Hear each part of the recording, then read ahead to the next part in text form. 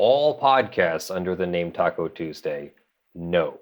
But maybe you can get a Taco Tuesday a podcast trademark if you have a particular subject matter that you feature or something like that. This is a community-supported legal education channel. Find out how you can support our mission at the links in the description below. So you may remember this trademark was filed by LeBron James Trademarks, LLC, for Taco Tuesday. Yay, Taco Tuesday. LeBron James is going to own Taco Tuesday. No, it has been denied.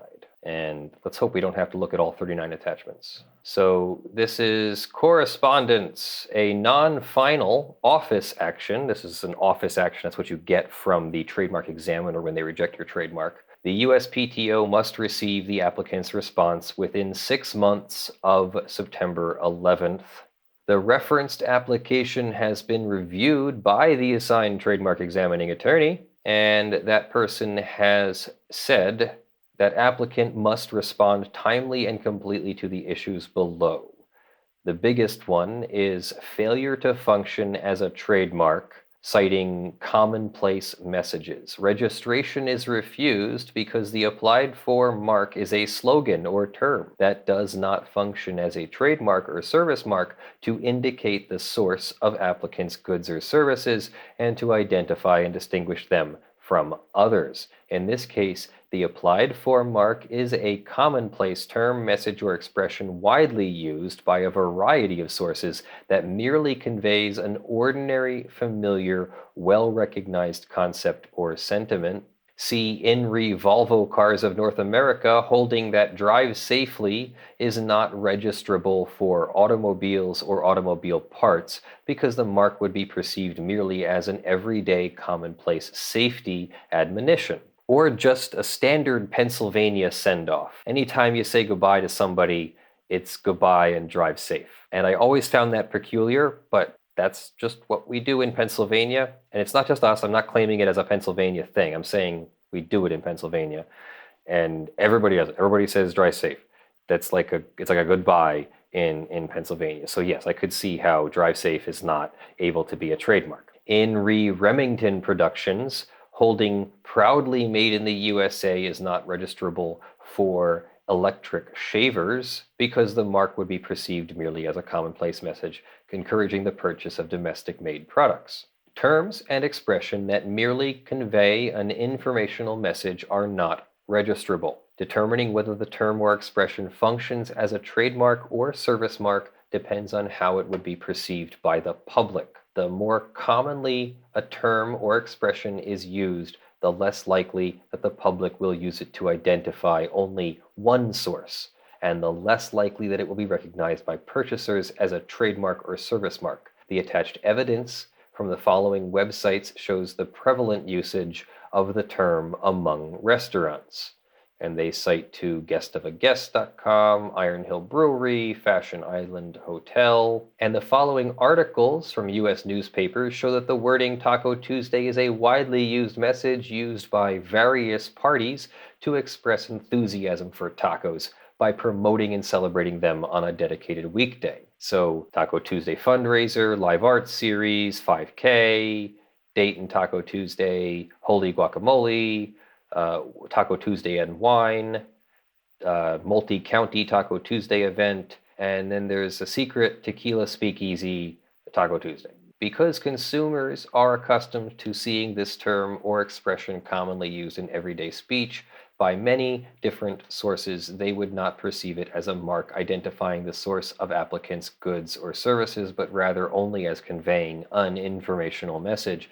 An applicant may not overcome this refusal by amending the application to seek registration on the supplemental register or asserting a claim of acquired distinctiveness under Section 2F. I forget what the supplemental register is, but the 2F reference is for acquired distinctiveness. That's if you have a kind of a weak trademark like Joe's Tires and you're literally selling tires and your name is Joe, and it's not like Joe's Tires is a restaurant, which isn't nothing to do with tires, so Joe's Tires as a tire shop, maybe it's possible that you could have a customer base that recognizes Joe's Tires is your place of business. We literally do have such a thing. I think it's Joe's Battery and Tire in Lehigh Valley, Pennsylvania. And yeah, Joe probably has a trademark on Joe's Battery and Tire in the Lehigh Valley.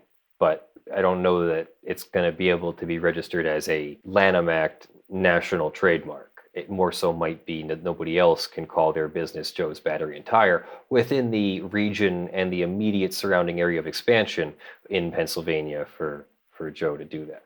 Nor will submitting a substitute specimen overcome this refusal. That's the deposit copy in copyright, but in trademark they call it a specimen. It's the example of the trademark being used in commerce. So they're not saying that there's any example that you could use it better, and if you submitted a better example, we would be able to get it. No. They're saying this is a kind of a blanket thing. Applicant should note the following additional grounds for refusal: likelihood of confusion in class 35. Registration for the applied mark is refused for likelihood of confusion with another mark. Trademark registration 5505122. Let's go see what that is. And this is Techno Taco Tuesday, which is also in class 35, which is advertising, marketing, etc. So there is a conflicting trademark registration in the same class, class 35. So that's likelihood of confusion, and they argue for likelihood of confusion here. Yes, here we go. Taco Tuesday and Techno Taco Tuesday for advertising and marketing, and so there's going to be confusion there. Then there's the applicant must also respond to the following informalities for Class 9. The identification of the goods is indefinite and must be clarified because of the wording works being overly broad.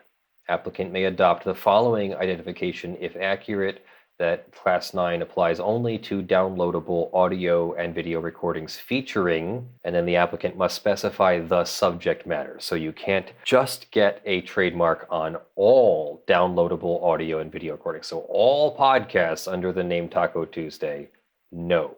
But maybe you can get a Taco Tuesday a podcast trademark if you have a particular subject matter that you feature or something like that. So that's something that they can address. It might not overcome the previous problems. We're going from large problems to small problems, the biggest problems first.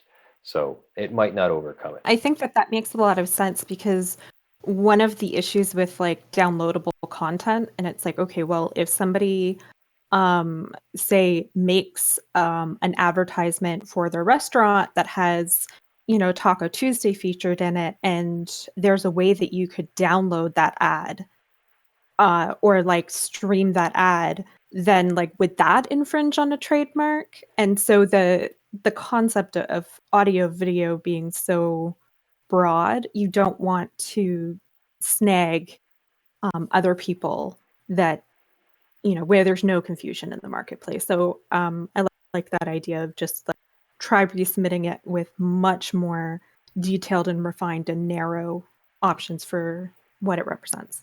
And so the rest of this is just examples that the trademark examiner has found. So lots and lots and lots of Taco Tuesday references is basically what we're getting at. So yeah, so that's why LeBron James Taco Tuesday trademark application was already denied. And I've enjoyed reading about that. I'm not a trademark lawyer, so it's more or less me learning about trademarks is what you're watching. And I had some suspicions, and I don't exactly remember what my suspicions were, but it definitely is a commonly used phrase, and therefore you would have difficulty figuring out who the source of something was. If you use the Taco Tuesday trademark to describe just your general feeling of the day, were you in violation if you used that on Twitter? Was he going to be able to claim all Taco Tuesday hashtags? No, it doesn't even get that far, apparently. It's very, very quickly thrown out. Now, he might respond in 6 months and might have some really good ideas. We'll see. I have serious doubts that LeBron James will be able to respond to the office action in a sufficient way to overcome the examiner's concerns. And if he still disagrees after that, then he can sue and take it to the Trademark Trial and Appeals Board. And then we would have basically a trademark trial. That'd be fun. I think one of the interesting things about this is, so from headlines, it will say, LeBron James trademark was denied, and it just sounds like they threw the book at him and there's no further option for him. But when you were reading it, I was like, this is kind of helpful, saying, if you want to resubmit and take care of these concerns, then we'll take another look at it. And so it wasn't as mean-spirited or as final as I was thinking in my head. It literally says non-final. Oh yeah, they're never mean about these things. You don't have to be mean about these things. I think I spent most of the Amro El Ansari hour explaining that being mean about these things is actually what makes it not nice to deal with. So much easier to deal with it when people are polite. So what do you think? Do you think it was right to take LeBron James' trademark application and deny it? I think so. I'm pretty happy with that result, and I think that's exactly what was supposed to happen with that. And I say this as a person who has applied for trademarks and had them denied before, because like I said, I'm not a trademark attorney. I don't always understand exactly how it works. We applied for a trademark on Lawyer Simulator, and they said that in the way that we're using it, it could be just too descriptive. And so we'll have to figure out how to make our trademark use more distinctive in order to get trademark protection. And so when I'm ready, because we're not actually selling Lawyer Simulator or anything associated with it yet. So I only was applying for an intent to use trademark. And when we're ready to do that and go with it, then we're going to do that. But until then, even I've lost trademark applications before, but for myself, not for my clients. And when I do trademark for my clients, I do it through an experienced trademark attorney, and I focus on copyright. So thank you for joining us. I am Leonard French, your favorite copyright attorney. Thank you very much for your support. This is a community-supported legal education channel, and we are about to take this thing to the next level. Brandon is going full-time. We are going to register as a corporation and then eventually, shortly here, a nonprofit. We're figuring out which country, because I'm in Luxembourg now, and I still want to live in the United States, and I still want to come back to see Kaylee in Luxembourg, so we're figuring it all out. Very shortly here, we will have some answers. So we really, really appreciate your support, and we might even do a GoFundMe at some point to see if we can build a little corporate safety fund for paying Brandon and paying writers and paying editors and taking this thing to the next level. We really appreciate your support. Thank you to Joshua Davis from TandaPay, who has supported us, sponsored our channel in the month of September. We are working on his TandaPay video, and hopefully that will be out very early this week. We will explain everything that's going on there and make sort of a legal analysis of whether tandas, which are these small loans to one another, but this is more than that. It's also kind of a social insurance program. So it's a really cool and interesting technology, and we're going to explain how this is going to work when he releases his technology. Whether it's going to be an app or how you're going to use it and all that, we'll let him explain at that point. But we're going to go over the legal side of it and see how this would work. So thank you very much to Joshua Davis from TandaPay. And thank you to our $50 plus supporters for the month of September: John Steele, Gavin Barnard, Kyle Mudrak, Eevi, Michael Pearce, Spirit Bear, Jan Negrey, Daniel Perez, Snorre Wisotzky, Joe Tyson, and blackleaf.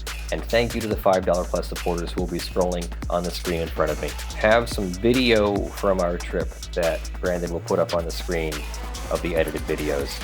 And until then, I love you all. I'm Leonard French, your favorite copyright attorney, and I'll see you in the videos. Bye.